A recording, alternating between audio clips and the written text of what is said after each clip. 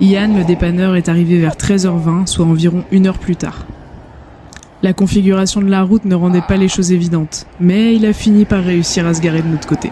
Pendant ce temps-là, Nico avait eu le temps de regarder ce qui se passait du côté du moteur. Il suspectait une fuite au niveau du filtre à huile, ce qui collait avec la révision que j'avais faite juste avant de partir. Il suffit de trop le serrer pour que le joint se déloge et n'assure plus l'étanchéité. Bon, et puisqu'une mauvaise nouvelle n'arrive jamais seule, la moto ne rentre pas sur les axes du dépanneur, donc il peut pas nous dépanner. Ils sont en train d'essayer de trouver une solution là, mais on est en train d'essayer d'appeler un collègue, voir si on peut, s'il peut venir la chercher ou quelque chose, parce qu'il n'est pas serein de faire autant de route vu que le garage est à 1h15 de route dans ces conditions-là. Et bien évidemment, le garage à 1h15 de route était situé en arrière sur notre itinéraire. Ian a essayé d'appeler un collègue pour mettre la moto dans un camion, mais il n'était pas disponible.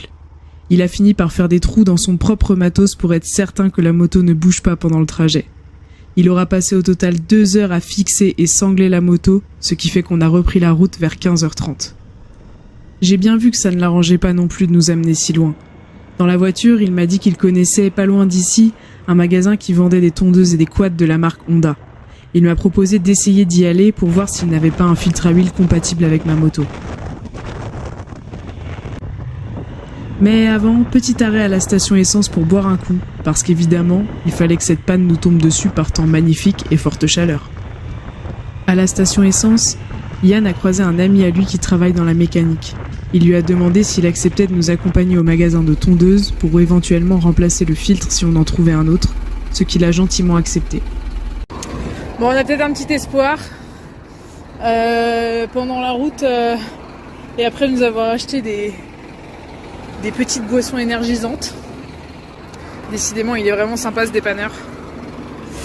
Il a eu une illumination, il connaît un gars là qui s'occupe de tondeuses et de quads. Et peut-être que il sera en mesure de réparer la moto, donc on est en train de voir et d'attendre voir ce qu'ils en pensent.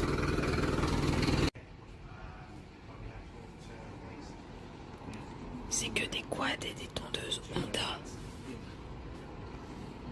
Bingo! On trouve un filtre qui correspond pile poil niveau diamètre. On en achète 2, au cas où, ainsi que 2 bidons d'huile, et les gars remplacent le filtre directement sur la remorque. En enlevant le filtre en place, on a pu voir qu'effectivement, le joint était rompu. Mais on ne saura pas si la fuite est uniquement liée à ça. Il va juste falloir l'espérer et on verra ça en roulant.